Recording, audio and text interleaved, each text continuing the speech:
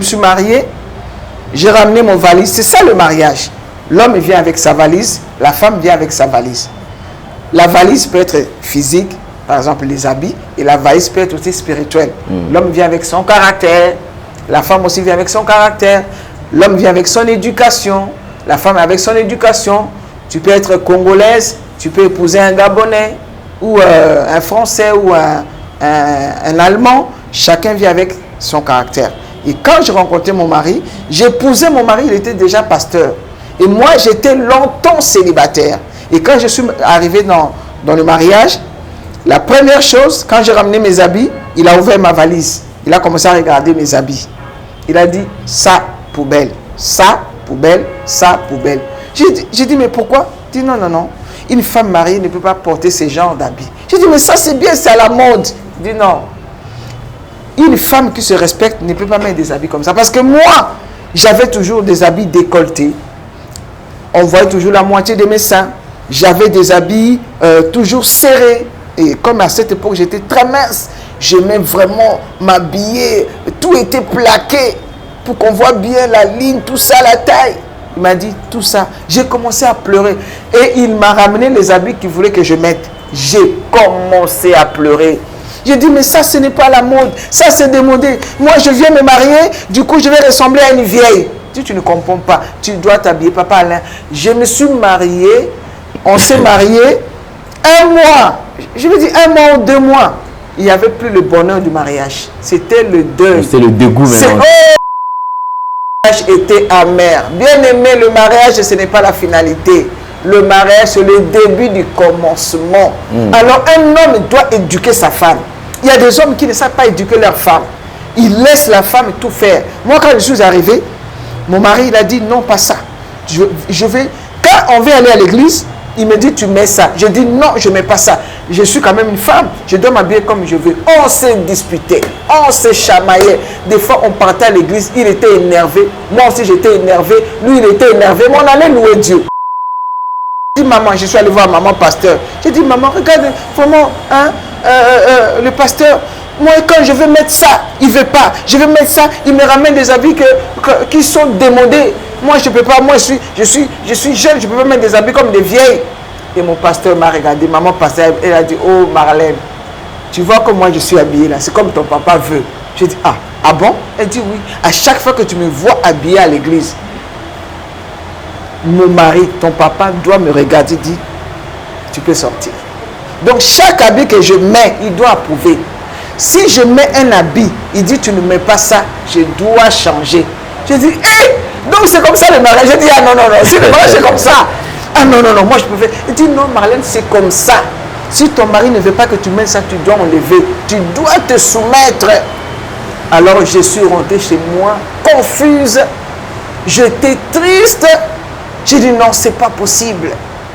Et quand je vais aller quelque part, je lui dis, je vais aller rendre visite à une amie.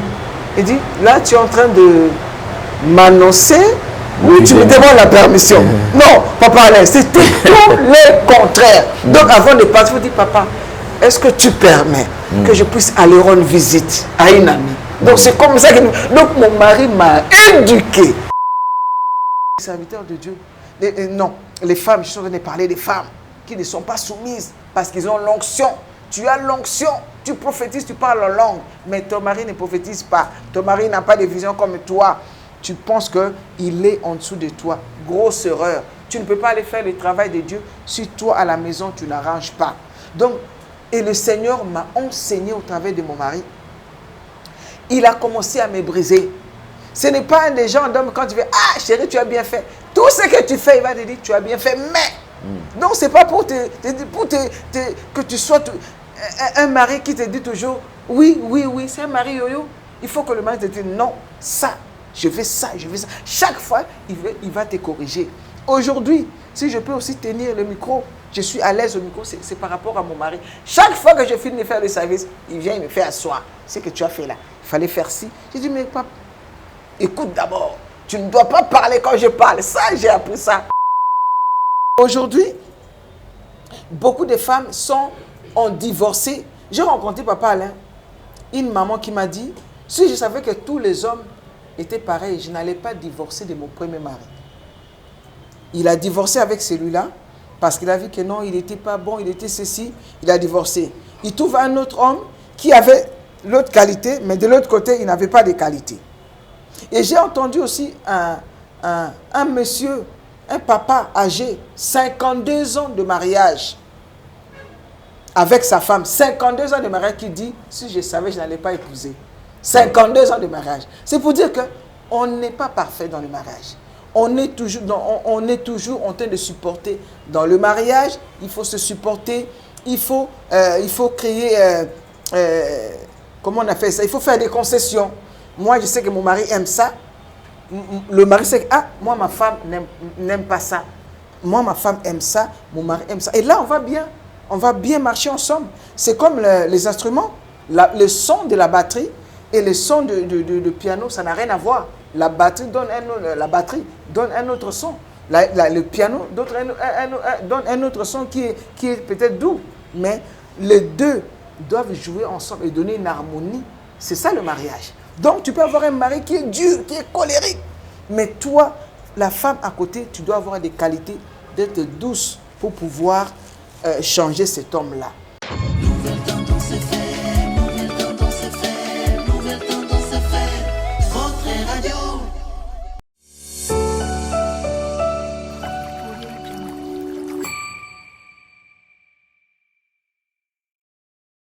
Vérité et réalité, votre magazine, vous qui nous suivez sur Nouvelle Tendance Télévision, culture d'excellence au rendez-vous, chaleur sur notre chaîne Nouvelle Tendance Télévision et Alain Délé officiel. Et téléchargez aussi notre application de Nouvelle Tendance FM et nous serons vraiment très contents. Comme vous le savez, nous vous transmettons les salutations de la part de toute la grande équipe qui nous accompagne aujourd'hui. À la prise de vue, c'est toujours Gédéon Loaé, accompagné de Sarif Mbala. Et la réalisation est bien signée Jonan Zouzi et Jordan Panzou. Donc c'est comme ça que nous allons travailler. Nous prenons le tout premier élément, c'est la fondation Ndélé au cœur de la nation, ainsi que l'orphelinat Famille du Cœur Christ Rédempteur, qui est dirigé par Maman Marie M5, ainsi que votre humble serviteur Alain Délé qui vous présente ces grands magazines. Je crois que vous avez besoin de soutenir le démuni, les orphelins. Pensez à cette structure, vraiment une structure qui va vraiment respecter tout ce que vous aurez à donner comme directive, et enfin que tout ce que vous allez donner puisse arriver vraiment à la destination.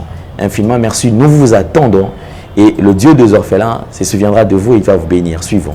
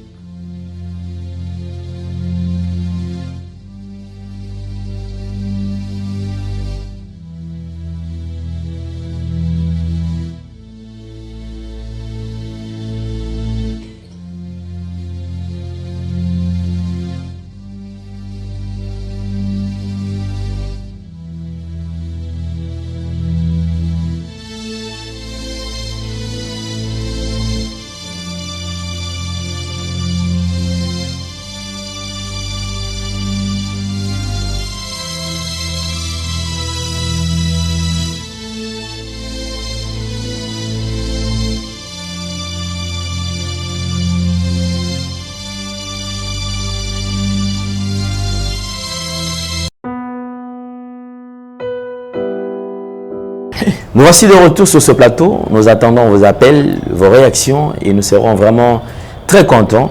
Comme vous le savez, clin d'œil spécial à l'homme idéal, l'ingénieur de banque, on vient Gauthier Mascotte, qui est certainement en train de nous suivre. Également à Chouchou Natati, la véritablement femme d'affaires. Aujourd'hui, nous allons reprendre encore et nous allons encore recevoir une servante de Dieu sur ce plateau. Avec elle, je crois, son témoignage édifie, son témoignage a beaucoup de retours et beaucoup d'enfants de Dieu sont bénis à travers de son témoignage. Aujourd'hui, nous serons encore bénis. On l'appelle maman Marlène Moussi, qui est avec nous sur ce plateau. Avec elle, on va continuer, on fait la continuité. C'est la troisième partie. En fait, vous avez insisté, maman, elle est où, elle est où, elle est où? Comme je vous ai toujours dit, qu'elle a beaucoup de choses à faire, beaucoup de chats fouettés. Alors, elle fait vraiment de son mieux pour qu'il y ait quand même une bonne répartition de temps, parce qu'elle aussi Et il y a des séminaires où ils accompagnent papa. Et en tout cas, ils ont beaucoup de choses à faire. Mais elle donne aussi le temps à vous qui avez besoin d'entendre quelque chose de la part de Dieu. Maman, bonjour et bienvenue. Bonjour papa Alain. Vous allez bien? Très bien par la grâce de Dieu. Kinshasa, ça va? Tout va très bien. Ok. Super, nous sommes encore bénis. Je crois que votre passage nous a beaucoup bénis et continue toujours à nous bénir. Et il y a beaucoup de gens qui ont appelé vraiment Papa Alain, Maman Marlène, on veut encore, on veut encore, on veut encore. C'est vrai, vous êtes là. Et vous avez l'écho de l'émission que nous avons, de la deuxième partie, c'était comment? Vraiment, c'est... je bénis les seigneurs, mais avant cela, je vais prier. Je vous en prie. Seigneur Dieu de gloire, notre Père qui es aux cieux, nous te rendons toute la gloire pour ce moment. Tu es Dieu, tu es souverain, tu règnes sur tout. Tu as dit dans ta parole que vous recevrez une puissance, celle du Saint-Esprit survenant sur vous, et vous serez mes témoins à Jérusalem. Papa, je suis témoin. Je suis venu témoigner ce que j'ai vu et entendu, ce que tu as fait dans ma vie.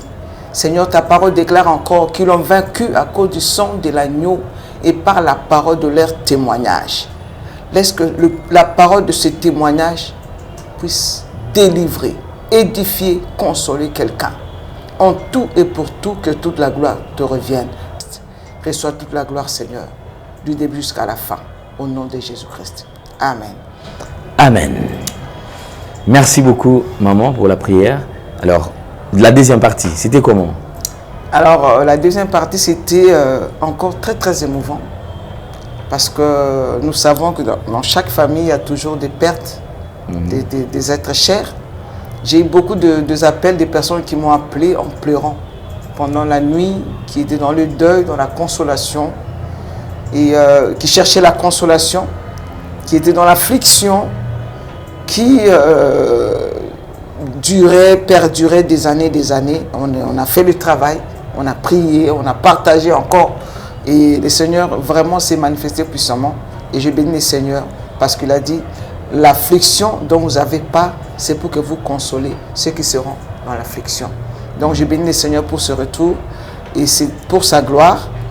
Alors j'ai quand même j'ai eu des questions, mais je vais quand même répondre à une question très importante d'une sœur qui m'a pas appelé, mais qui a écrit sur, voilà, parmi les commentaires, j'ai lu, qui m'a posé la question qu'il a perdu son mari, qui a perdu aussi son fils, si je ne me trompe pas, et qui depuis est dans le deuil. Chaque matin, elle doit allumer des bougies pour pleurer avant de passer à autre chose.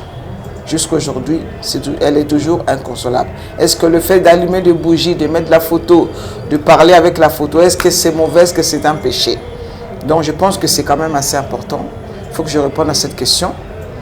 La parole de Dieu nous dit que les vivants savent qu'ils vont mourir, mais les morts ne savent plus rien. Il n'y a pas de rapport entre les vivants et les morts. Donc, quand quelqu'un meurt, par exemple un être cher, c'est vrai que ça fait très mal. Ça fait très mal. Et on ne peut pas interdire à quelqu'un de pleurer. Même Jésus-Christ a pleuré. Ça fait très mal. On peut toujours pleurer. Autant de fois que la douleur remonte, il faut que les larmes sortent et la personne se sent mieux. Et le deuil s'est fait ressentir, la douleur se fait ressentir plus quand il n'y a plus de visites. Parce que quand il y a le deuil, vous voyez, tout le monde vient, il y a la famille, il y a des amis. Mais le vrai deuil, c'est après le deuil. Quand les gens partent et que la personne se retrouve seule face à la réalité. Et c'est là maintenant que la personne se rend compte que vraiment, ce n'est plus un cauchemar, mais c'est une réalité. Et là, maintenant, ça commence l'étape où la personne a vraiment besoin de son excellence, mais c'est le Saint-Esprit, parce que c'est lui qui va aller dans le plus profond du cœur pour faire le travail. Alors, et si la personne n'est pas ancrée en Christ, et c'est là que l'ennemi va venir ramener certaines pratiques pour que la personne puisse trouver la consolation en dehors de la parole de Dieu. Donc voilà, la personne va commencer à allumer des bougies, mettre la photo de la personne, pleurer. Alors ça, ce sont des choses qui sont des portes ouvertes. Tu mets la photo de la personne, tu parles avec la personne. Ah, depuis que tu es parti, tu nous as laissés. depuis que tu es parti. Quand tu fais cela, tu es en train de parler aux morts automatiquement. Ça, ce sont des pratiques qui sont interdites dans la Bible. De parler aux morts. Donc, beaucoup de personnes pratiquent la nécromancie sans le savoir. Et la personne peut aller dans le cimetière pour parler à la personne. Ah, tu aimais manger ça. Parce que là, par exemple, moi, à Paris, là où j'habite, où on a enterré beaucoup de stars, et beaucoup de gens viennent visiter, et tu vois les gens qui viennent avec des nourritures, tu aimais manger ça, tu aimais boire ça, on mange, ils causent, ils se consolent, après ils s'en vont. Et les autres qui vont dans les cimetières pour nettoyer, pour parler, chaque semaine, chaque jour, une maman qui va parler à son fils dans le cimetière. Bien-aimé, si tu fais ce genre de choses, réponds-toi, c'est une porte ouverte. Tu ne parles pas à ton fils, mais tu es en train de parler aux démons, tu es en train de parler à l'esprit des morts. Même si tu fais des songes où tu vois la personne qui est morte venir te parler, ce n'est pas lui. Les démons peuvent prendre le visage de la personne pour venir te parler. La consolation ne se trouve qu'auprès de Dieu. Et aussi, qu'est-ce que nous voyons pas dans les réseaux sociaux? Une personne qui a perdu un être cher, la photo de la personne qui est décédée. C'est ton profil. Donc tu n'es pas mort, tu es vivant et tu mets l'image d'une personne qui est morte. Donc ça aussi c'est une porte à l'esprit des morts. Et la personne va mettre son père qui est mort depuis 1 mois, 2 mois, 3 mois, même 1 année sur son profil parce qu'il est en train de pleurer son père. Et ce sont des portes ouvertes. Des photos de personnes qui sont mortes dans la maison, dans son salon. Tu regardes ça. Non, on peut retrouver la photo d'une personne qui est morte quelque part.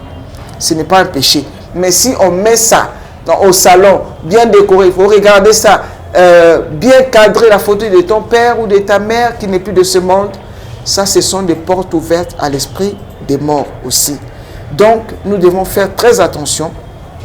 Le Seigneur qui m'a consolé est capable de consoler. Ça ne sert à rien d'aller tous les jours dans les cimetières pour pleurer. D'aller tous les jours dans les cimetières ou bien même à la maison parler à un mort. Voilà ce que je pouvais apporter par rapport à notre sœur. Le Saint-Esprit peut consoler sans la photo, sans faire toutes ces pratiques. Et même le jour de l'enterrement, là encore on voit beaucoup de choses, même des chrétiens. Le jour de l'enterrement, on voit la personne en train de parler à la personne qu'on entend enterrer. Ah, voilà, comme tu es parti là, voilà ceci. Même des hommes de Dieu, bien-aimés, mieux vaut parler à Dieu pour la situation que de parler aux morts. Parce que là, quand tu parles à un mort, Dieu est contre toutes ces choses-là, nous devons nous repentir. Donc, allumer des bougies, mettre la photo de la personne, parler à la personne. Et il y en a d'autres, chaque anniversaire du décès de la personne, il met la photo pour dire, ah, aujourd'hui, si tu étais là, si tu étais là. Ça, ce sont des choses que le Seigneur n'aime pas. Donc voilà, si je peux répondre déjà à la question de la sœur, je pense que ça va aussi aider beaucoup d'autres personnes. Marlène, je crois que vous avez répondu à cette question. C'était une préoccupation d'une sœur qui avait fait ce commentaire. Et ça, je crois que c'est passé. Et nous avons également bénéficié de quelque chose en ce qui concerne le photo de profil et tout. Alors, nous entrons sur la 3e partie de votre témoignage. Aujourd'hui, on touche sur quelle partie? On va où, précisément? Alors, aujourd'hui, on va toucher une partie très importante. Donc, voilà, si je peux déjà commencer. Nous allons parler du mariage, de mon témoignage par rapport au mariage. D'abord, le mariage, c'est une institution, comme tout le monde le dit, qui vient de Dieu. C'est une instruction qui vient de Dieu. La parole de Dieu nous dit qu'il n'est pas bon que l'homme soit seul. Une femme, une jeune fille qui a grandi doit se marier. Un jeune homme, un jeune garçon qui a l'âge de se marier, peut se marier. Bon, selon la parole de Dieu, se marier aussi, ce n'est pas une obligation. C'est lui qui veut se marier, comme l'apôtre Paul nous dit, qui pense qu'il peut, celui qui veut se marier, qui pense qu'il ne peut pas se contenir, doit se marier. Mais celui qui prend la décision, il dit, moi je ne veux pas me marier pour me consacrer au Seigneur, peut aussi le faire. Mais, voilà, donc que la décision, que le oui soit oui, que le non soit non. On ne peut pas dire aujourd'hui que non, je choisis la chasteté et faire courir derrière les filles en cachette. Ça aussi le Seigneur n'adhère pas et ne le permet pas.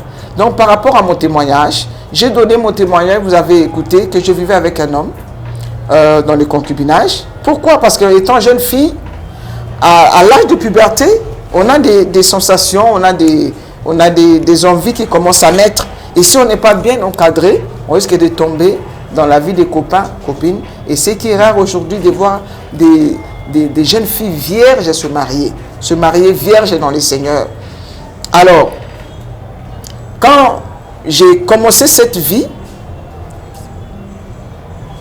je ne connaissais pas le Seigneur. Et quand le Seigneur m'a saisi, il m'a rattrapé sur le chemin, dans le péché, dans l'impudicité, dans le concubinage, jusqu'à faire des enfants hors mariage. Déjà, j'avais déshonoré mon Dieu. J'avais détruit mon corps qui est le temple du Saint-Esprit. Et j'avais déshonoré aussi mes parents. Parce qu'aucun parent ne souhaiterait que sa fille tombe enceinte hors de mariage. Ce n'est pas un honneur pour les parents. Ce qui est arrivé. Alors, j'ai pris la décision, après cela, comme vous avez écouté dans mon témoignage, mon premier témoignage, de rompre avec ce lien, parce qu'on ne s'était pas mis d'accord pour pouvoir se marier.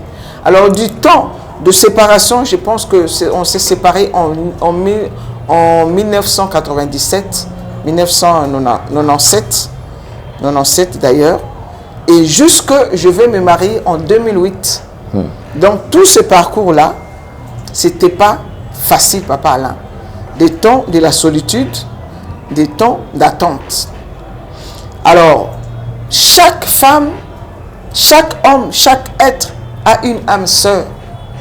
Il y avait mon âme sœur quelque part. Pendant tout ce temps, j'ai commencé à prier, je continuais à prier. Étant ici à Kinshasa, je suis parti en Europe. Il y avait les promesses de Dieu. Il y avait l'attente, comme toutes les jeunes filles aujourd'hui. Et nous voyons, surtout dans nos églises, il y a beaucoup de jeunes sœurs qui sont célibataires. Tout le monde attend de se marier. Et dans l'attente, on est dans la prière. Et si on ne sait pas, on ne comprend pas, on risque de passer à côté. Moi, je passe directement par mon témoignage.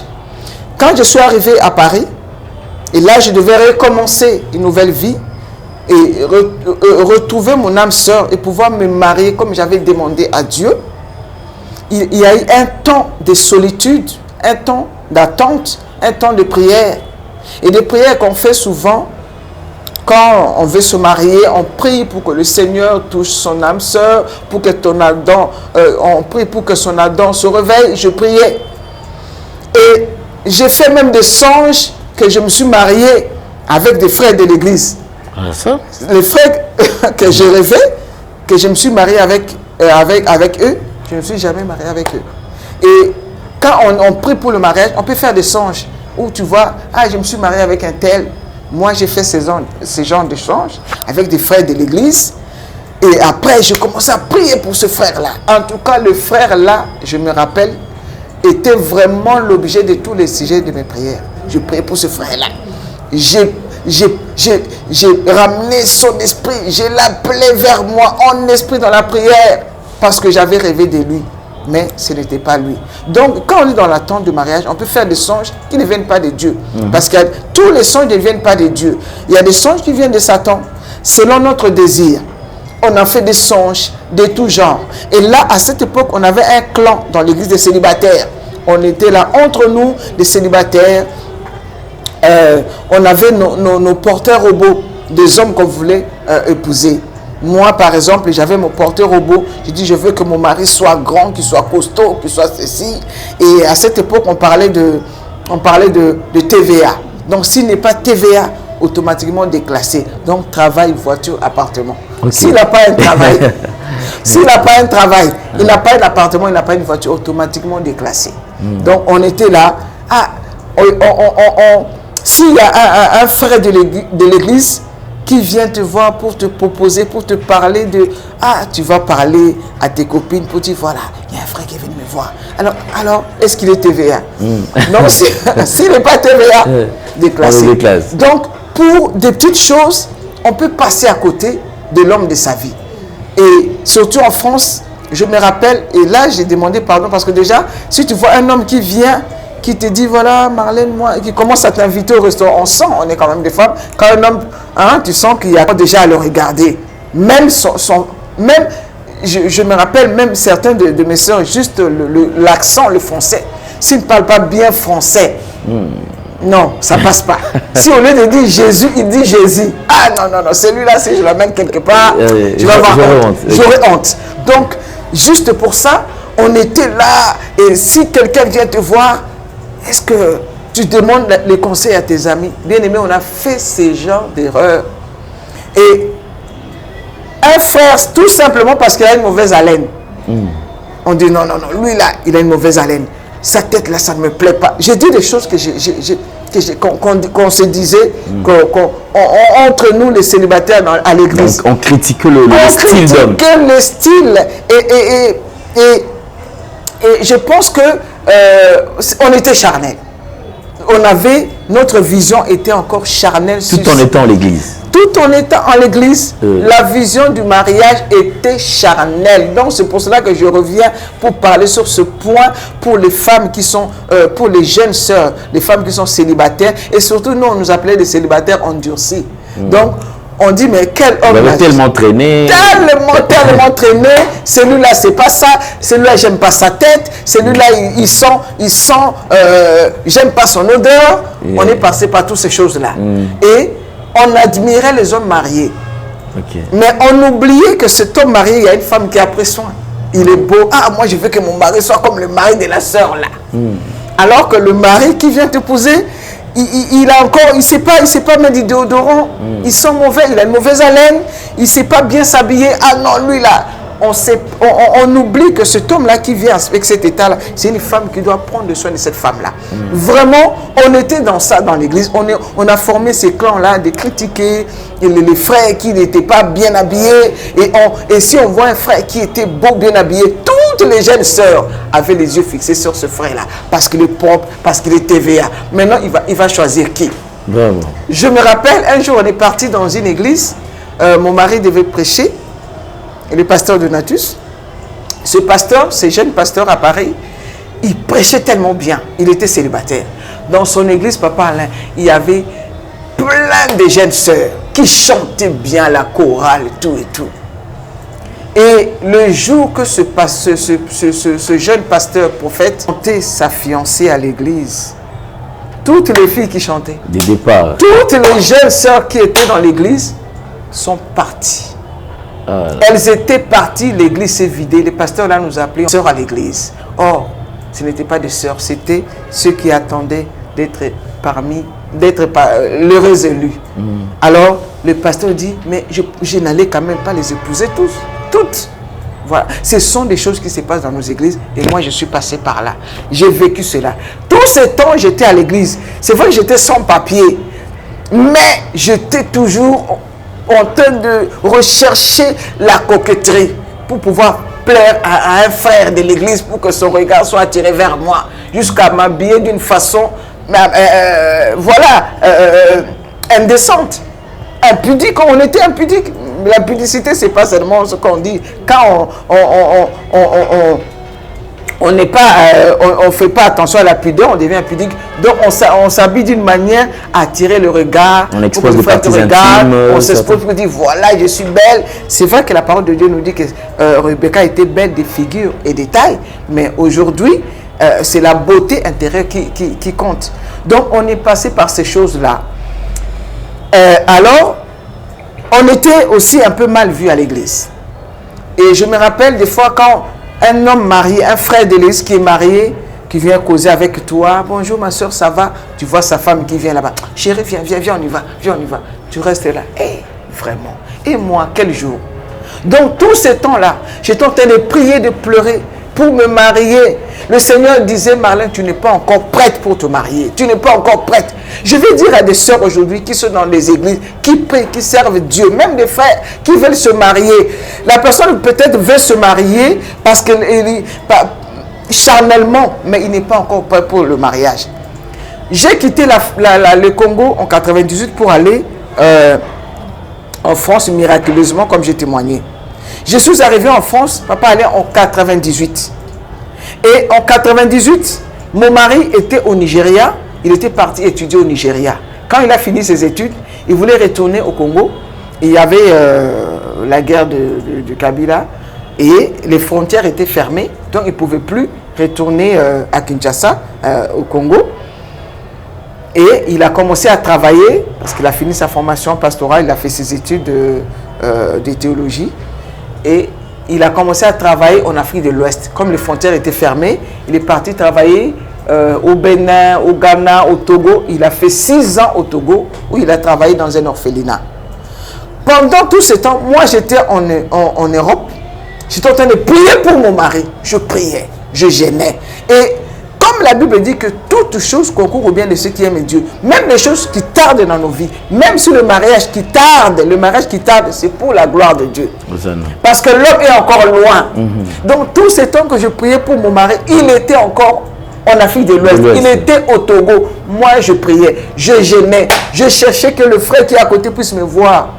Il ne me voyait pas. Celui qui devait m'épouser était loin. Tout ce temps, j'ai cherché à m'habiller. Je ne sais pas comment lui, il n'était même pas là. Mais tous les jours, je priais. Comme chaque année, vous savez, dans les églises, le 31 décembre, on doit confesser. Le 1er janvier, cette année qui va commencer, je veux me marier, je veux me marier, j'aurai des enfants. L'année qui commence, qui finit, mais on proclamait, on prophétisait, on priait, on gênait. Mes pasteurs ont prié pour moi. J'ai prié, les hommes venaient pour m'épouser. Mais, comme j'avais témoigné précédemment, mais ce n'était pas dans les plans de Dieu. J'aimerais dire à des sœurs ou à des frères qui veulent se marier,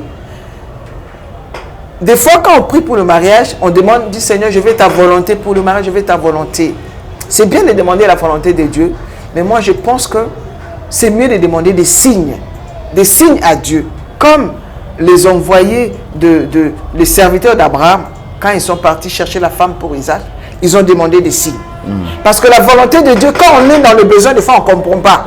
Parce qu'avec les yeux charnels, on ne peut pas comprendre la volonté de Dieu. Donc, c'est mieux de demander des signes.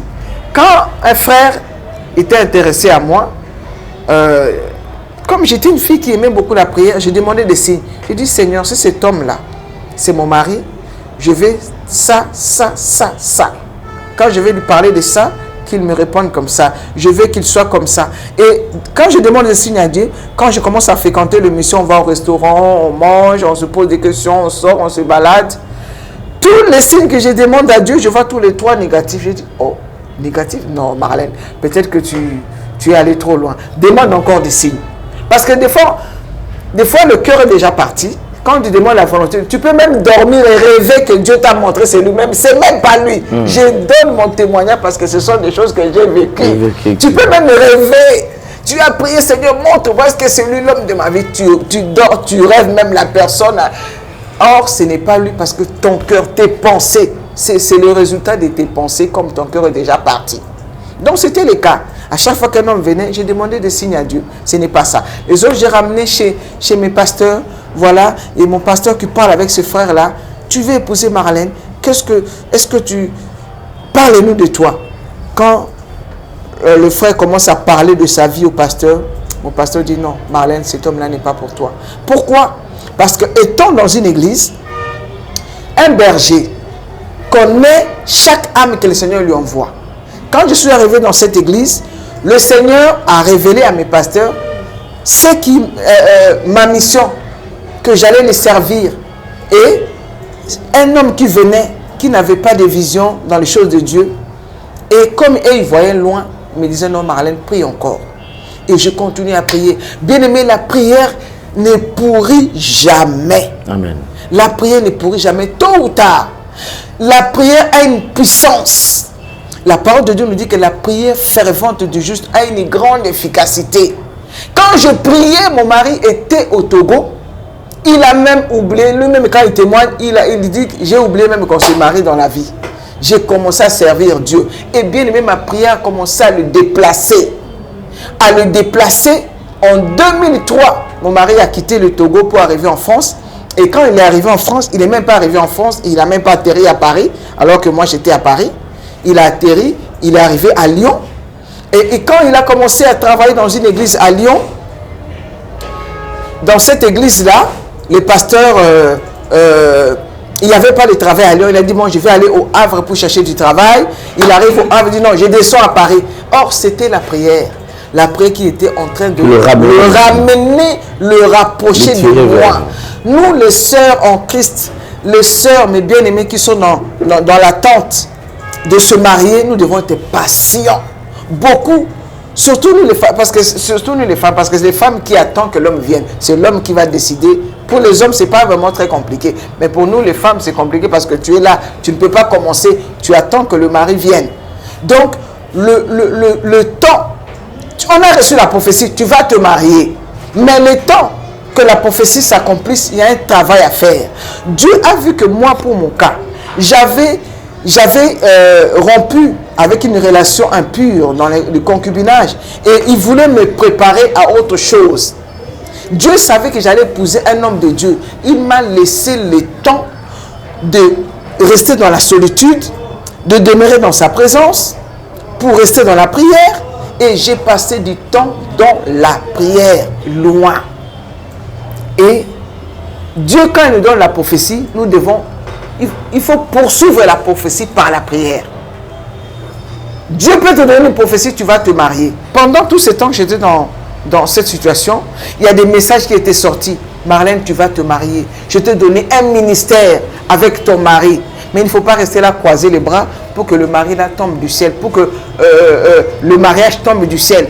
Il y avait un travail à faire. Il y avait des délivrances à faire. Je vous ai donné mon témoignage. Alors, tout ce temps d'attente, il y avait un travail à faire. Dieu voulait que je comprenne la situation dans laquelle je vivais par rapport à ma famille, comme j'ai témoigné, que nous avions des liens de célibat, de liens de malédiction qui empêchaient le mariage dans ma famille. Et avant que je me marie, il fallait que le travail s'efface. Aujourd'hui, nous voulons, au travers d'une prophétie, quand un pasteur vient, un homme de Dieu, un prophète, vient prophétiser, il te dit, tu vas te marier et tu donnes 500 €. Allez, $500 ou $100 par exemple pour sceller la prophétie. Tu te croises les bras, tu attends que la prophétie s'accomplisse. Non, il faut faire le travail. Il faut avancer dans la prière. Il faut rentrer dans la profondeur dans la prière. La promesse est là. La prophétie est là. Il faut poursuivre la prophétie. Donc, je poursuivis la prophétie au travers de la prière. Au travers de la prière, je priais. Et jusque, comme j'ai témoigné, je posais des questions à Dieu, bien qu'il y avait des prophéties. Le Seigneur m'a montré qu'il y avait des forteresses à renverser dans ma famille avant que je me marie. Alors, Dieu m'avait donné un message, il m'avait dit, Marlène, je vais te restaurer toutes les années que les sauterelles ont dévorées. Vous savez, quand vous êtes dans la solitude, les sauterelles, la solitude vient ronger, et au point qu'on acquiert des habitudes comme si on vit seul. Et moi, par exemple, comme il faisait très froid à Paris, j'avais l'habitude de prendre le fer à repasser. Le lit était tellement froid. Je repasse mon lit avant de dormir. On fait des prières, des fois par rapport à notre désir charnel. Mais on oublie qu'on doit prier. Alors, mes bien-aimés, quand j'ai commencé à prier pour le mariage. Je l'avais dit précédemment, le Seigneur m'a montré le travail qui devait se faire dans ma vie pour que je me marie. Et aujourd'hui, j'ai passé, comme j'ai dit, plus de 12 années dans la solitude, sans papier, sans travail, dans une église, dans l'attente de se marier. Bien aimé, le Seigneur était en train de me préparer parce qu'il savait qu'il allait me donner un serviteur de Dieu. Et je me dis, si j'étais arrivé en France et que tout de suite je me marie, je n'allais pas être devant vous comme je suis aujourd'hui. Je n'allais pas être là devant vous. Le Seigneur a permis que je passe par les brisements, par la solitude, pour que je comprenne l'importance, la valeur de l'homme qui va venir m'épouser. Et pendant le temps de solitude, bien aimé, c'est une honte pour une femme qui a atteint l'âge de se marier, qui ne se marie pas. C'est une honte. Tu as 28 ans, 30 ans, 32 ans, 35 ans, 40 ans. Les autres se marient tout autour de toi. Tu vois les jeunes filles qui se marient. Là-bas, l'autre s'est marié. Ta soeur se marie, l'autre se marie, mais toi, tu ne te maries pas. Tu deviens triste, c'est une honte. Tu vas tout faire. Tu vas essayer de forcer. Comme les autres se sont mariés, moi aussi, il faut que je me marie. On ne se marie pas par compétition. On se marie dans les temps de Dieu. Amen. Et on n'est pas en retard. Les autres qui se sont mariés avant toi, ils vont pas... moi, quand je voyais les gens se marier, je dis, est-ce que moi aussi, est-ce que je vais pouvoir me marier un jour? Bien aimé, mon temps était arrivé. Tu n'es pas en retard. Personne n'est en retard. Tu vas te marier dans les temps de Dieu. Et c'est ce qui s'est passé. Alors, quand le temps de Dieu était arrivé pour que je me marie, bien aimé, le pasteur qui a quitté le Havre pour arriver à Paris, c'était des choses qui étaient vraiment, les choses se sont faites dans la facilité.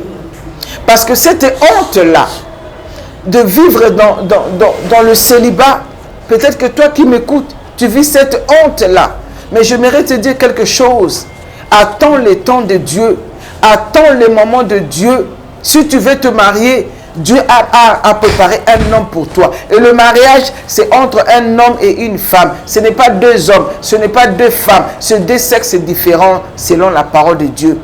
Et pendant ce temps-là, il y a même des hommes mariés. Un homme marié qui vient te voir pour te dire, voilà, moi je vais divorcer avec ma femme, je vais t'épouser. C'est faux et archi faux. C'est du mensonge. Ça, ce sont des pièges dans lesquels nous étions tombés parce qu'on était dans l'ignorance. Un homme marié qui te promet qu'il va t'épouser pendant qu'il est encore avec sa femme. Il te dit, non, avec lui, ça ne va pas. Je vais l'épouser, je vais venir t'épouser. Alors, le temps d'attente était vraiment difficile. Mais la parole de Dieu nous dit que Jésus-Christ, il a pris notre honte. Il est venu enlever notre opprobre. Et chaque jour, je pleurais. Qui va venir enlever ma honte? Qui va venir un jour m'épouser? Oh, Dieu avait réservé un homme. Bien, mais si tu marches dans la crainte de Dieu, tu fermes tes jambes, tu attends le temps de Dieu, Dieu va te donner un mari selon lui. Un mari selon lui, il est quelque part. Dieu a réservé pour toi. Alors, Dieu a fait par sa parole, selon la promesse qu'il m'avait donnée. J'ai rencontré mon mari, le pasteur Donatus. Et on s'est mariés par la grâce de Dieu. Aujourd'hui, je viens témoigner par rapport à mon mariage. Ce n'est pas parce que j'ai été parfaite que je me suis mariée. Ce n'est pas parce que j'ai bien prié. C'est pour ça que je me suis mariée. Non, c'est que par la grâce de Dieu. On se marie par la grâce. Par la grâce de Dieu. On ne se marie pas parce qu'on est très belle. On ne se marie pas parce qu'on est parfaite. Il y a des gens qui croient que non, comme moi je suis très belle, je vais me marier. Je connais des sœurs que j'ai connues jusqu'aujourd'hui qui ne sont pas encore mariées, qui sont très belles, qui ont toutes les qualités. Mais le mariage ne vient pas. Ce que par la grâce de Dieu. Ne t'appuie pas sur ta beauté. Ne t'appuie pas sur tes atouts. Ne t'appuie pas sur ta richesse, sur ton intelligence pour te marier. Confie-toi, soumets-toi à la grâce de Dieu. Et Dieu qui élève va te lever. Et moi, dans mes prières, je me disais, bon, comme j'ai déjà fait des enfants, même si un homme, le mari qui vient m'épouser, même s'il a 2 enfants, même s'il a 3 enfants, même s'il a 4 enfants, c'est pas grave. Moi aussi, j'ai déjà eu 2 enfants. Bien aimé dans le Seigneur, quand j'ai rencontré mon mari, on a commencé à parler, quand il m'a dit qu'il va m'épouser, on a commencé à parler, je lui ai dit, est-ce que tu as déjà un enfant? Il me dit non, j'ai pas d'enfant. J'ai dit, je vais dire ça en lingala. J'ai dit, au Saint-Tate, oh, na Saint-Tate. Attaque au Saint-Tate, pas moi c'est imité. Rien. J'ai dit, tu n'as même pas engrossé une fille dans ta jeunesse. Il dit rien. Bien aimé, le Seigneur l'avait mis à part pour moi. Dieu peut te donner le meilleur de ce que tu attends. C'est pour ça, mon mari, pour ceux qui me connaissent, je l'appelle le meilleur. Pourquoi? Parce que il était le meilleur. Quand le Seigneur l'a ramené vers moi, avant que le Seigneur le ramène moi, il y a quelque chose que j'allais oublier. On a reçu un homme de Dieu qui était venu du Canada dans notre église. Cet homme-là avait parlé, je ne me rappelle plus de tout ce qu'il avait dit, mais il avait dit quelque chose que j'avais écrit dans mon cahier. C'est pour ça que quand nous allons à l'église, nous devons avoir un cahier pour noter. Cet homme de Dieu a donné une phrase que j'avais écrite dans mon cahier. Il a dit que si tu veux obtenir le meilleur, il faut renoncer à ce qui est bon. Et moi, j'avais écrit ça dans mon cahier. Et un jour, un frère qui voulait m'épouser, Et j'étais vraiment partante. J'ai dit non, en tout cas, j'ai tellement souffert. Les hommes viennent, tout le temps, j'ai dit non. J'ai dit non, les gens pensent que voilà, j'ai un problème. Cette fois-ci, je vais l'accepter, je vais l'épouser. Et quand cet homme-là est venu, il était TVA comme je voulais pas parler. Il était TVA, il avait un travail, il avait une voiture, il avait l'appartement. En plus, il avait la nationalité française. Et moi, j'étais sans papier. J'ai dit en tout cas, ça tombe bien. Comme il est français, quand on va se marier, j'aurai des papiers. J'allais épouser cet homme-là parce qu'il était TVA. Ça, c'est charnellement. Alors, un jour, pendant que j'ai prié, j'ai demandé des signes à Dieu. J'ai ouvert mon cahier par hasard. Le Saint-Esprit m'a ramené dans mon cahier. Je suis tombé sur cette phrase où j'avais écrit moi-même que si tu veux obtenir le meilleur, il faut renoncer à ce qui est bon. Ah, j'ai dit, mais Seigneur, qu'est-ce que moi je vais accepter qui est bon, que je dois renoncer pour avoir le meilleur? Et c'est là maintenant le Seigneur me dit, tu vois cet homme que tu veux épouser là, cet homme que tu veux épouser, il est bon, mais ce n'est pas le meilleur. Tu dois renoncer à cette relation, je vais te donner le meilleur.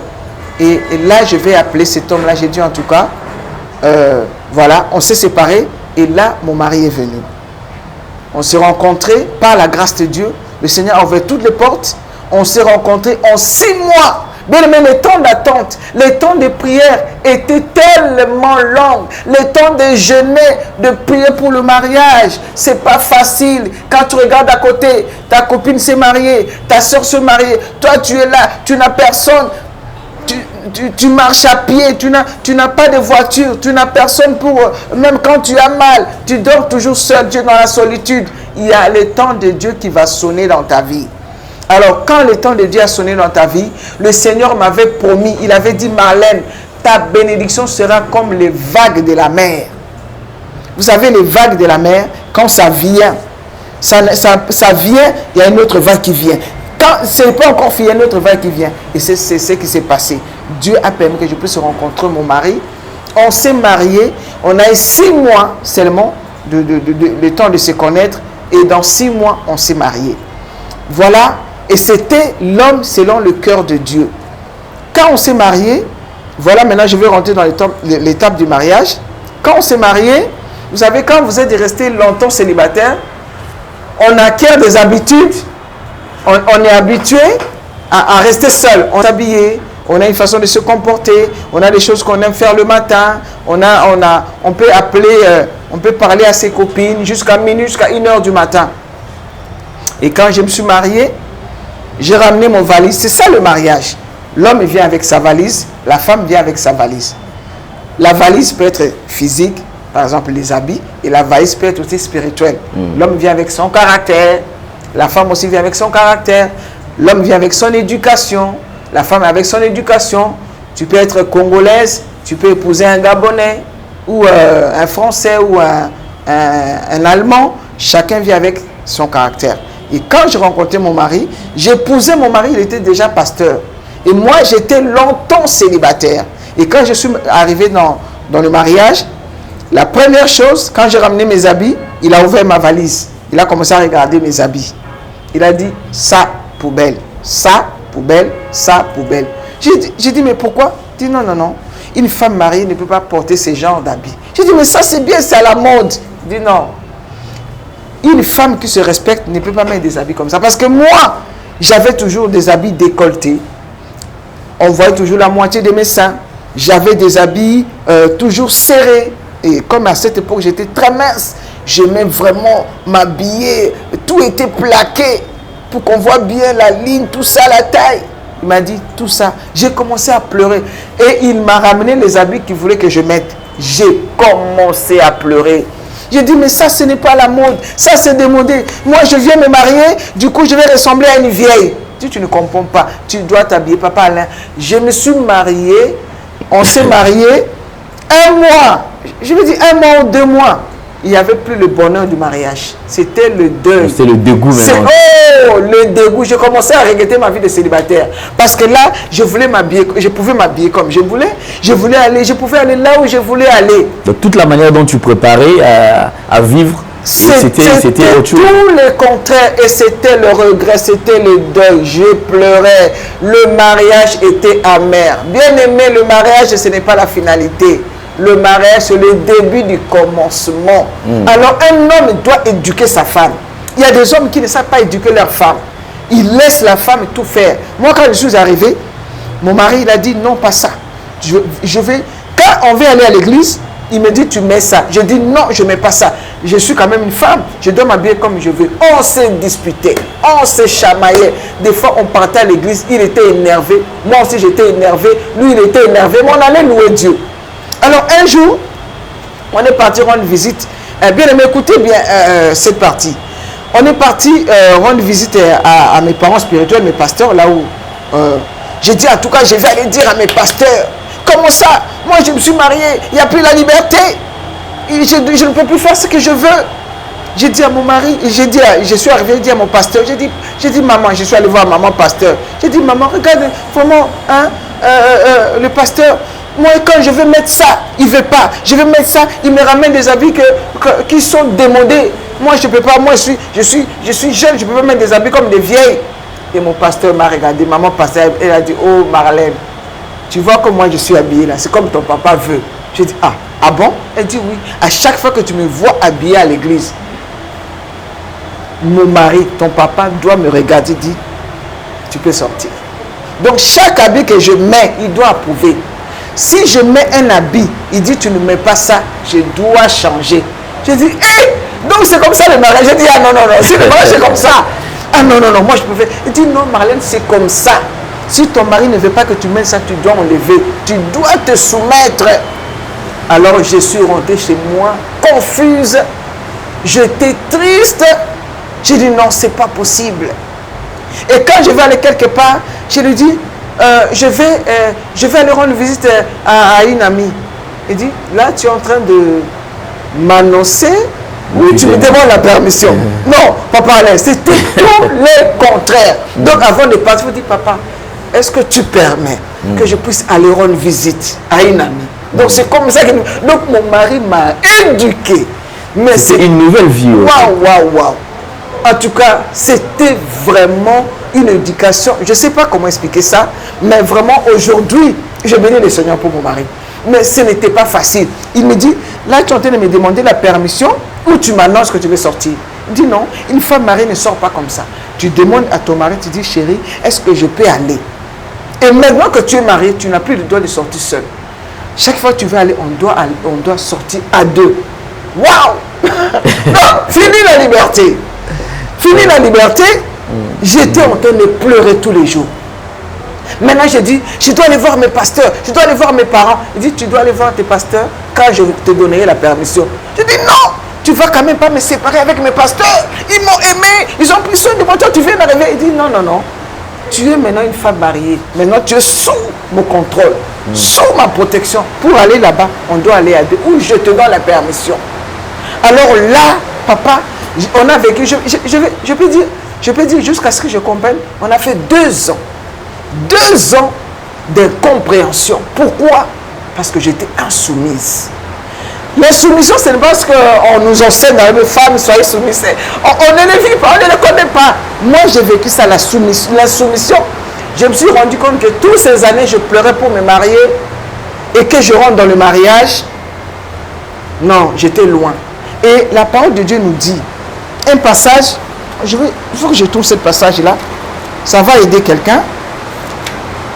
Dans Genèse, chapitre 3, le verset 16. Après la chute dans le jardin d'Éden, quand Dieu a commencé à prononcer des malédictions, il a parlé au serpent. Après, Dieu a parlé à la femme. Et il a dit à la femme que j'augmenterai tes douleurs, tes souffrances pendant l'accouchement. Et tes désirs seront portés sur ton mari et il dominera sur toi. Donc, depuis la création, Dieu a donné à l'homme le pouvoir de dominer sur la femme. Donc moi j'enseigne aux femmes, aux mamans, si tu ne veux pas que l'homme domine sur toi, ne te marie pas. Parce que là, ça va être la guerre. Moi et mon mari, on était tout le temps en guerre. Alors on ne pouvait pas servir Dieu. On ne pouvait pas commencer le travail de Dieu parce qu'on était tout le temps en guerre. L'homme est appelé à dominer. Tous les hommes qui ne sont pas respectés par leurs femmes, ce sont des hommes malheureux. Je vois mon mari à cette époque, il était un homme malheureux. Il dit, mais cette femme-là, elle ne comprend pas toutes ces années à l'église, les parler en langue, les prophéties, mais arrivé dans le mariage, insoumission totale.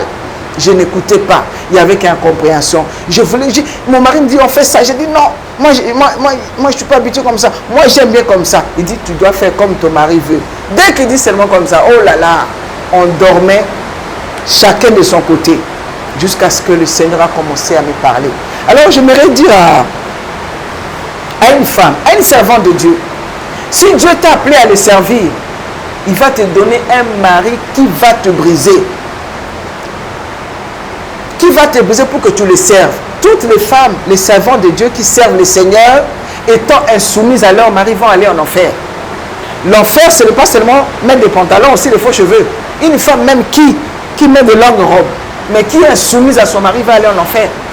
L'homme est appelé à dominer, à avoir l'autorité, la parole de Dieu. La femme doit être soumise à son mari comme au Seigneur. Et là, dans ce passage-là, on compare l'homme au Seigneur. Donc, la Bible a bien dit, femmes, soyez soumises à vos maris comme au Seigneur. Donc, on compare le mari au Seigneur. Donc, chaque femme qui ne se soumet pas à son mari comme au Seigneur est en train de pécher. En train de pécher. Et ça, c'est l'erreur que beaucoup de sœurs commettent. Donc, les femmes qui pratiquent la parité sont dans la perdition. Dans la perdition. Déjà, l'égalité entre l'homme et la femme, ça n'existe pas. Dans la Bible, nous voyons l'hiérarchie. Comme la Bible dit que Jésus est le chef de l'Église. Le chef de l'homme et l'homme est le chef de la femme. Il y a une hiérarchie. Il y a Dieu, il y a Jésus, il y a l'homme, il y a la femme. Donc, par exemple, en France, c'est l'égalité. Égalité, fraternité, liberté. Ça n'existe pas. Et il y a des lois, il y a des femmes qui se soulèvent, ils veulent l'égalité. Il y a même des femmes chrétiennes qui sont derrière ces choses-là pour dire que non, l'homme est égal à la femme. Bien aimé, ce n'est pas biblique. Ça, c'est une abomination. Et c'est pour cela, d'ailleurs, je vais épingler un point concernant la journée du 8 mars.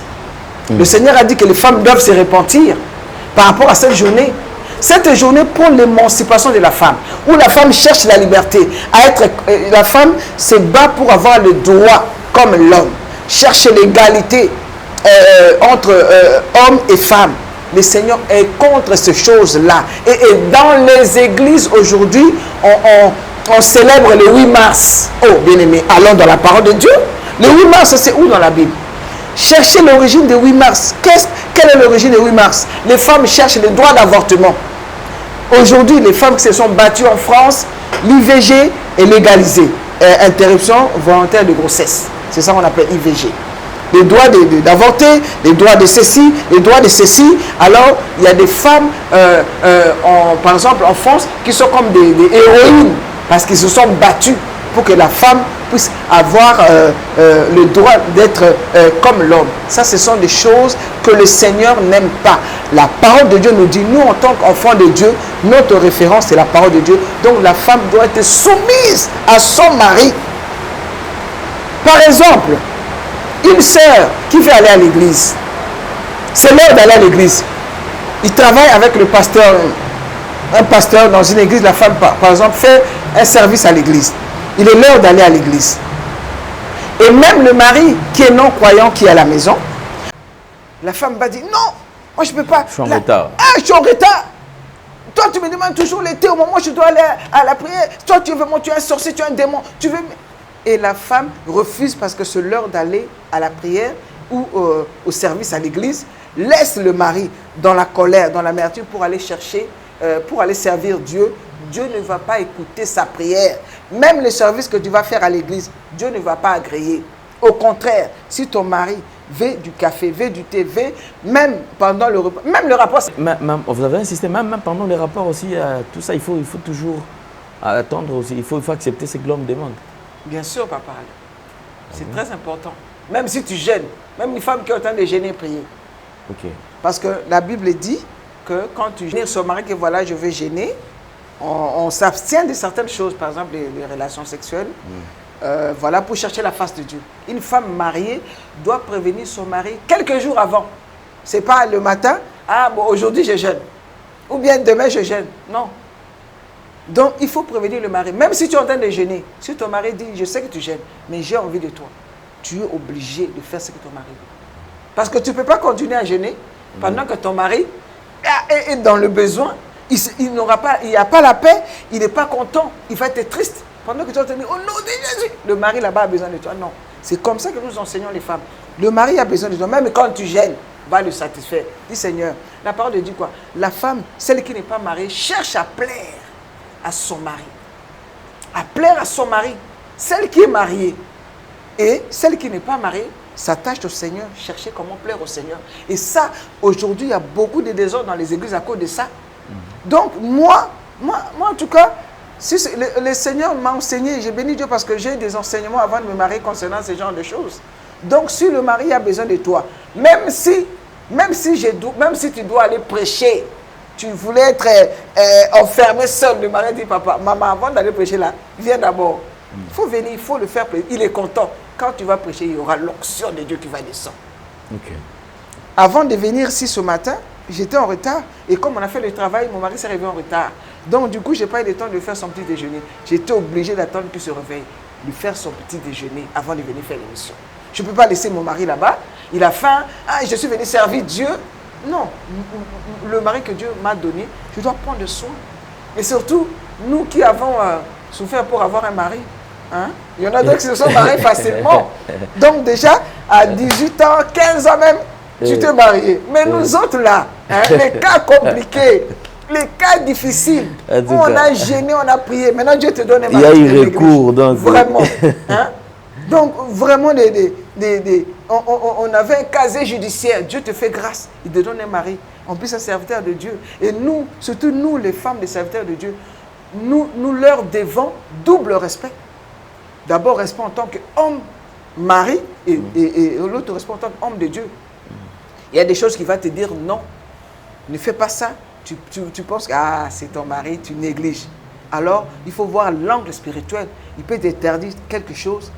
Il te parle comme un homme de Dieu. Souvent, les femmes, les épouses des serviteurs de Dieu ne parviennent pas à faire la distinction. N'arrivent pas. Et là, c'est un danger. Il y a la malédiction. Et tu peux aller servir Dieu. Dieu n'est pas là. Tu peux aller même faire des choses. Dieu n'est pas là. Parce que nous devons double respect. Il y a des fois, il te dit, je ne veux pas ça. Je veux que ça soit comme ça. Je veux... S'il te dit, je veux comme ça, tu dis, non, papa. Il dit, je veux comme ça. Alors là, tu dis, ça, non, ok. Ok, papa, je fais comme tu veux. Là, le Seigneur m'a brisé avec mon mari. Il m'a donné un mari qui a un caractère, qui ne se laisse pas faire. Donc, quand il te dit non, c'est non. Quand tu vas monter, descendre. Et je me rappelle, quand je suis partie voir une servante de Dieu, il m'a dit, Marlène, Dieu va t'utiliser beaucoup. Mais si tu veux que Dieu t'utilise, tu dois être soumise à ton mari.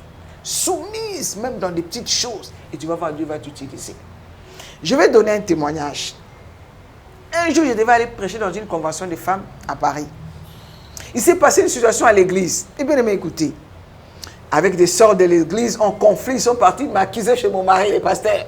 On dit, voilà, maman, vous savez, nous, les mamans pasteurs, là, on n'est pas aussi parfaites. Donc, ils m'ont accusé là-bas. Et qu'est-ce qui s'est passé? Moi, je n'étais pas contente. Et mon mari a pris la part des filles, des fidèles. C'est nos filles, c'est des fidèles. Et moi, vraiment, ça m'avait vraiment attristé. Et mon mari m'a condamné. Et j'étais vraiment attristé au point que je me suis dit, non. Je suis tellement en colère, je ne peux même plus aller faire le service que je devais faire. Je vais appeler la maman pasteur là pour annuler. Pour annuler parce que je pense que, voilà, j'étais dans tous mes états. Le Saint-Esprit, quand j'étais assise en train de prendre cette décision-là, c'était un jour avant la convention. Le Saint-Esprit m'a saisi. Oh, Marlène, calme-toi. Je me rappelle de ma fille qui a 8 ans. Quand elle me voit en colère, elle dit, maman. Calme. Maman, respire. C'est comme ça que ma fille me fait souvent. Parce qu'à l'école, c'est comme ça qu'on leur fait. Elle a 8 ans. Quand elle me voit, je suis énervé contre son frère. Elle dit, oh, maman, calme, respire un bon coup. Et puis quand je fais ça, mine de rien, la colère part. Okay. Donc le Saint-Esprit est venu dire, oh Marlène, descends. Et puis, il a commencé à me parler. Il a dit, d'abord, prends les téléphones, appelle toutes ces filles-là, demande leur pardon. Je dis, ah Seigneur, c'est eux qui m'ont fait du mal. Mais comment est-ce que moi, je dois leur demander pardon? Il a dit, dois t'humilier, demande pardon à toutes les filles-là. J'ai pris mon téléphone, j'ai commencé à appeler une par une pour leur demander pardon. Ils ont dit, oh maman, il n'y a pas de problème, tu sais, nous, ben, voilà. Et le Seigneur a dit, tu vois, ça passe, non? Après, maintenant, le problème, c'était mon mari. Mon mari ne me parlait plus, il était fâché. Maintenant, je dois aller prêcher, papa Alain. Mon mari est fâché. Même bonjour, il ne répond pas. J'ai dit, waouh. Le Seigneur m'a dit, tu dois aller voir ton mari, tu dois lui demander pardon. Je regarde déjà son attitude, j'ai dit, je vais commencer par où? Je me suis préparé, j'ai dit, en tout cas, moi, je n'ai rien contre lui. C'est lui qui a quelque chose contre moi. Moi, je vais aller prêcher. C'est lui avec son Dieu. C'est lui qui vient avec sa colère. Moi, je vais aller prêcher. Le Saint-Esprit m'a dit, stop, reviens. Tu ne peux pas aller comme ça. Va voir ton mari. Tu lui demandes pardon. Papa Alain, j'étais bien habillé. Je suis allé. Il était en train de lire. J'ai dit, papa, silence. Papa, silence. Chérie, rien. J'ai dit, papa, il est l'heure, je dois partir. Mais pas, qu'est-ce que tu veux? Ah! Là maintenant, j'ai dit, Seigneur. J'ai dit, mais je vais aller partir. Oui, vas-y, tu peux partir. Il ne me regardait même pas. Le Seigneur m'a dit, tu dois t'humilier. Du coup, je me suis rapprochée en toute tremblante. À côté de lui, je me suis mise à genoux. J'ai dit, papa, je ne peux pas aller comme ça, tu sais. Je te demande pardon. Pardonne-moi. Je sais que j'ai agi en insensé. Pardonne-moi, pardonne-moi. Est-ce que tu me pardonnes? Oui, je te pardonne, tu peux partir. J'ai dit non, je ne peux pas partir. Tu devais m'accompagner, je ne peux pas aller prêcher seul, il faut que tu m'accompagnes. Tu peux partir. J'ai dit non, papa, s'il te plaît. Tu veux que je parte? Tu veux rester? Tu peux partir. Après, j'ai dit bon, prie pour moi alors. J'étais toujours à genoux. J'ai dit, je ne peux pas partir, aller prêcher si tu ne pries pas pour moi. J'ai senti comment il a respiré. Un bon coup. Après, il a pris sa main, il l'a mis sur moi. Il a commencé à prier, mais il y avait d'abord la chair. Il a commencé à prier.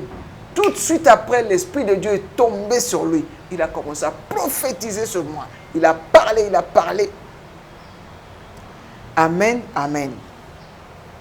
J'ai pris mon sac, j'ai dit, oh merci Saint-Esprit. Je suis parti. J'arrive à la convention, je le vois qui arrive. J'ai dit, oh, je le vois qui arrive. Il était là bien habillé, il arrive à la convention. On vient le mettre à côté de moi. Il dit, si on t'appelle pour prêcher, c'est moi qui va d'abord aller. Si c'est ton tour arrive, parce qu'on était 3 oratrices. Qu'est-ce qui se passe quand on m'appelle pour prêcher? Lui, il prend ma Bible. Il ramène ça sur la chaîne là où je devais prêcher. Les gens qui étaient là, ils ont dit, on n'a jamais vu ça. Une femme qui va prêcher, et son mari pasteur, qui prend sa Bible pour le ramener là-bas. Mais il ne savait pas ce qui s'est passé à la maison. Si je ne m'étais pas humilié pour lui demander pardon, régler cette situation-là. Et ce jour-là, quand j'ai prêché à cette convention des femmes, l'Esprit de Dieu était descendu, mais c'était terrible. Le Seigneur m'a dit, tu vois, beaucoup de servantes, de serviteurs de Dieu, les femmes, je suis en train de parler des femmes qui ne sont pas soumises parce qu'ils ont l'onction. Tu as l'onction, tu prophétises, tu parles en langue, mais ton mari ne prophétise pas. Ton mari n'a pas de vision comme toi. Tu penses qu'il est en dessous de toi. Grosse erreur. Tu ne peux pas aller faire le travail de Dieu si toi, à la maison, tu n'arranges pas. Donc, et le Seigneur m'a enseigné au travers de mon mari. Il a commencé à me briser. Ce n'est pas un des gens d'hommes quand tu fais « Ah, chérie, tu as bien fait. » Tout ce que tu fais, il va te dire « Tu as bien fait, mais... » Donc, ce n'est pas pour que tu sois un mari qui te dit toujours « Oui, oui, oui, c'est un mari yo-yo. » Il faut que le mari te dise « Non, ça, je fais ça, je fais ça. » Chaque fois, il va te corriger. Aujourd'hui, si je peux aussi tenir le micro, je suis à l'aise au micro, c'est par rapport à mon mari. Chaque fois que je finis de faire le service, il vient, il me fait asseoir. C'est que tu as fait là. Il fallait faire ci. J'ai dit, mais papa, écoute d'abord. Tu ne dois pas parler quand je parle. Ça, j'ai appris ça. Je savais, j'entendais ça, mais dans mon mariage, j'ai appris que quand mon mari parle, je dois me taire. Et nous devons savoir que nous, en tant que femmes, le Seigneur nous a enseigné C'est ce que j'ai dit aux femmes, que s'il y a des conflits dans les mariages, c'est toujours la faute de la femme. Je dis bien, s'il y a des conflits dans les couples, s'il y a des divorces, c'est la faute de la femme. Si ça ne va pas à la maison, c'est la faute de la femme. Mais pourquoi? Pourquoi? Voilà bonne question. Parce que pour que le mari se mette en colère, c'est qu'il y a eu quelque chose. Et si le mari parle et la femme se tait, la situation va se calmer. C'est parce qu'il y a échange. Quand l'homme parle, la femme parle. Quand il y a bras de fer, tout ça, alors Bras de fer. l'homme veut maintenant prendre la... Et la parole de Dieu nous dit que la femme sage bâtit sa maison et l'insensé la renverse. Nous sommes des bâtisseurs de nos maisons. Nous sommes des bâtisseurs. La femme, c'est celle qui bâtit la maison. C'est celle qui bâtit même les ministères de son mari. La femme est la gloire de son mari.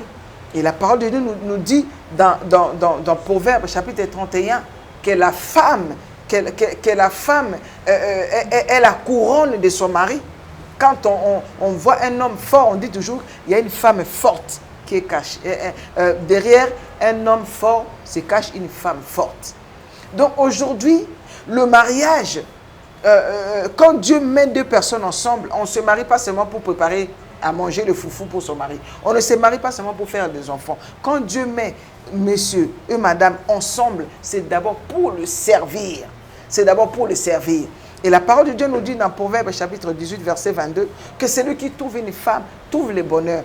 Je m'excuse parce que je vais plutôt m'attaquer plus aux femmes. Hein? On dit, ah mais elle, pour les hommes, ce sont des hommes. Moi aujourd'hui, je vais donner mon témoignage par rapport à moi, par rapport à mon vécu dans le mariage, de comment le Seigneur m'a redressé, de comment le Seigneur m'a corrigé, et parce qu'il voulait m'utiliser.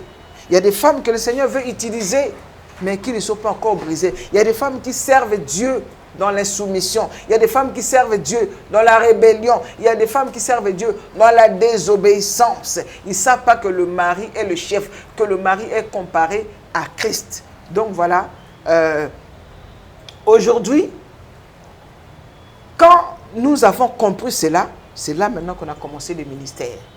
On a commencé les ministères, on a commencé à faire le travail de Dieu dans l'église. C'est là où nous travaillons par la grâce de Dieu.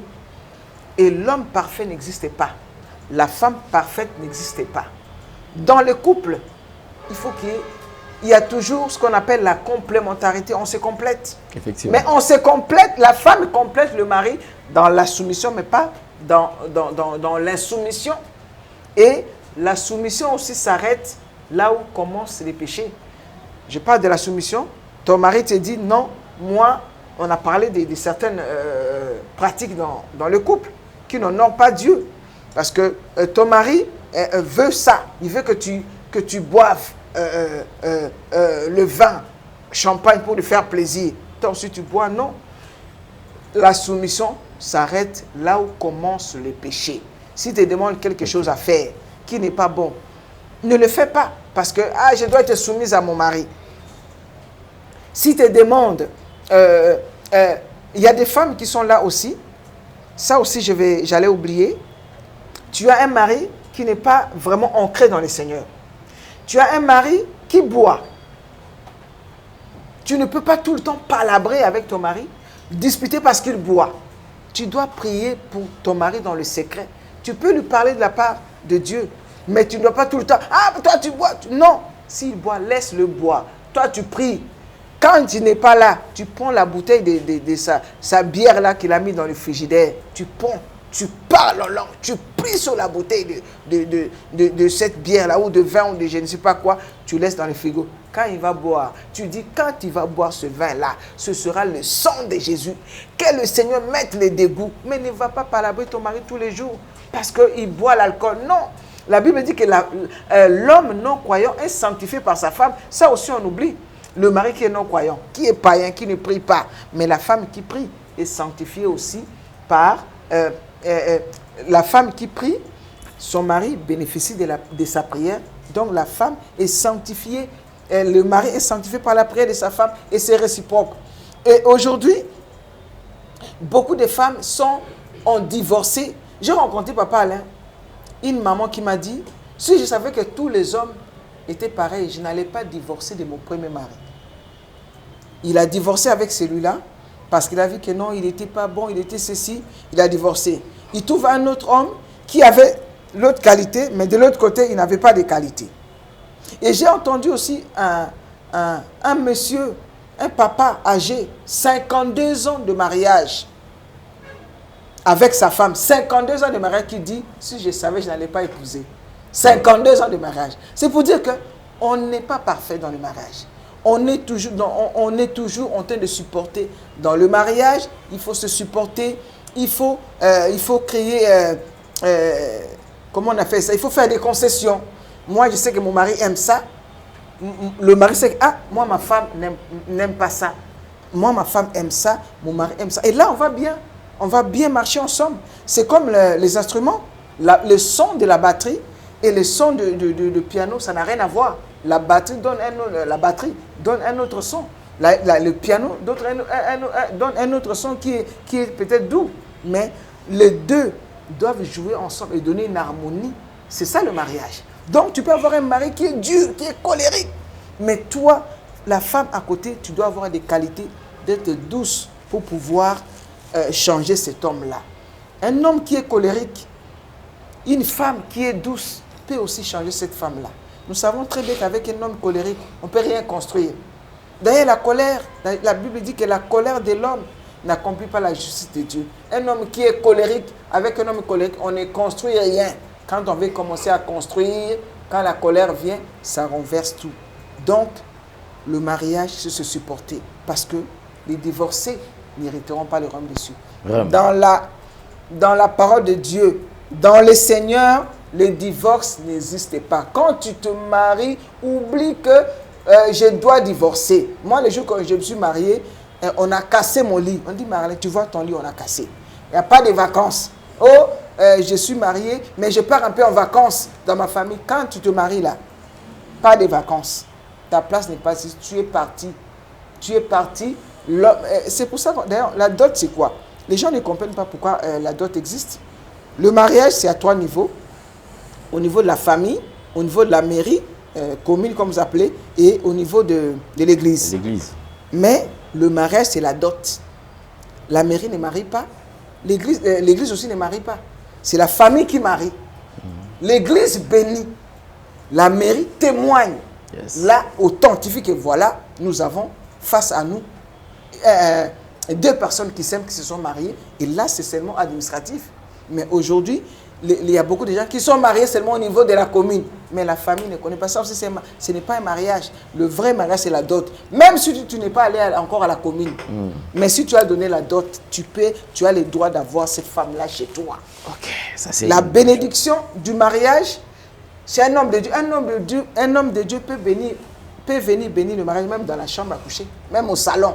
Et vous vous mettez à genoux, il vous bénit, vous êtes mariés. Mais comme on veut seulement... les fanfares, les limousines, et c'est à cause de ça aussi, beaucoup de hommes ne veulent pas se marier. Il faut qu'il y ait des limousines, l'extravagance, tout ça là, ça retarde la bénédiction. Mais une femme qui est simple, qui est sage, n'exige pas tout ça là.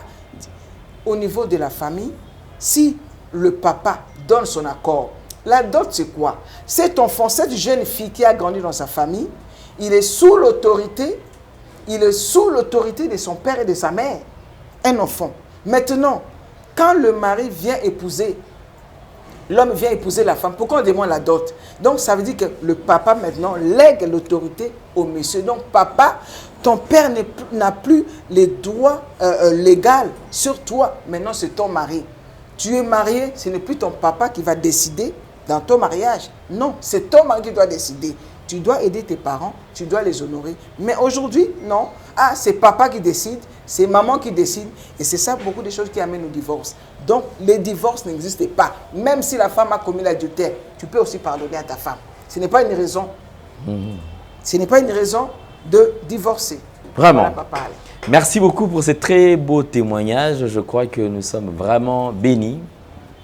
Maman, on aura toujours besoin de vous. Ce sont des enseignements vraiment qui fortifient. Et je pense qu'aujourd'hui, il y aura beaucoup de femmes qui vont se retrouver, beaucoup d'hommes également qui vont se retrouver et qui vont devoir créer aussi cette cohésion, Amen. Cette belle harmonie, afin qu'ils puissent vivre mieux, afin que leur mariage puisse quand même durer et tenir bon, parce que Amen. on ne se marie pas pour divorcer. Amen. On doit rester ensemble, on se supporte, et c'est ça d'ailleurs l'amour. Merci beaucoup, maman Marlène. Je crois que nous sommes arrivés pratiquement à la fin pour cette partie d'aujourd'hui. Alors, on va un mot à toutes ces personnes qui sont en train de vous suivre. S'il y a des personnes à saluer, vous êtes libre, vous pouvez le faire. Merci beaucoup. Dieu pour ce moment et pour tous mes bien-aimés dans le monde entier qui continuent de m'appeler. Ils sont édifiés par mon témoignage. Moi, je suis édifié par leur message. On s'édifie. C'est ça le corps de Christ. Donc, merci à tous ceux qui commentent. Merci aussi à tous vos questions, vos conseils. J'essaie de répondre si je n'ai pas répondu. Et j'aimerais aussi parler à tous ceux qui m'écrivent sur WhatsApp.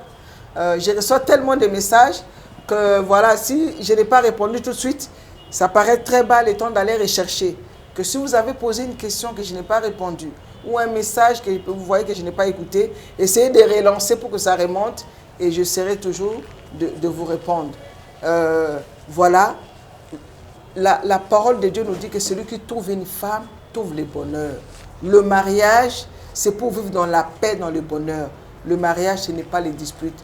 Donc toi qui aspires au mariage, continue à prier, Dieu fera. Et à ceux qui sont mariés, demeurez unis, fidèles, jusqu'à ce que Jésus-Christ revienne.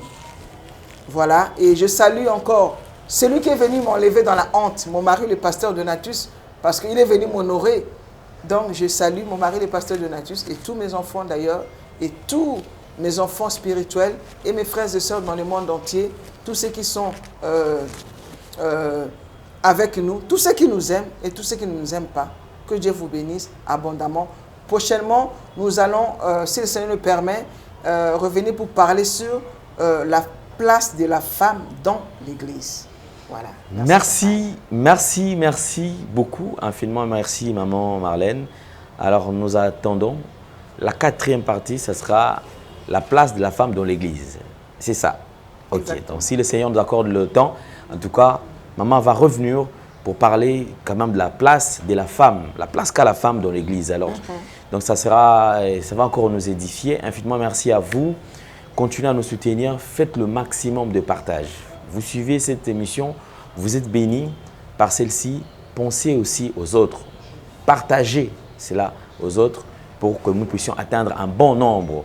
Et ceci va bénir encore d'autres personnes, surtout aujourd'hui avec les couples. Je crois que c'est un très, très bon enseignement pour le couple. Nous devons tous partager. Vous êtes mariés, pensez à votre soeur, pensez à votre frère. Vous êtes célibataire, pensez également à ceux-là. Envoyez. Donc, ce sont des enseignements. Les gens doivent se préparer déjà. Ceux qui sont dans le mariage, donc nous devons pratiquer, comprendre ceci pour que nous puissions bien vivre. Ceux qui sont encore hors mariage, nous devons écouter pour nous préparer déjà. Une fois dans le mariage, pour qu'il n'y ait pas trop de bavures, qu'il n'y ait pas trop de problèmes. Donc, je pense que si Dieu a permis à ce que maman passe par cette expérience, c'est pour que nous puissions profiter aussi de son expérience. Comme on a toujours dit, le plus grand professeur, c'est l'expérience en fait. Or, l'expérience est là. Nous pouvons pratiquer cela pour que nous ne puissions pas trébucher. Vous voyez là où elle a trébuché. Nous, elle nous a déjà annoncé que, vous voyez dans le mariage, il y a ça, il y a ça, il y a ça, ça. Donc, si nous écoutons très bien, que nous mettons cela en pratique, on n'aura pas de problème. Donc, nous sommes bénis, maman. Merci beaucoup. Merci en tout cas à vous. On se retrouve très prochainement. Portez-vous bien. Bye bye, à la prochaine. Au revoir.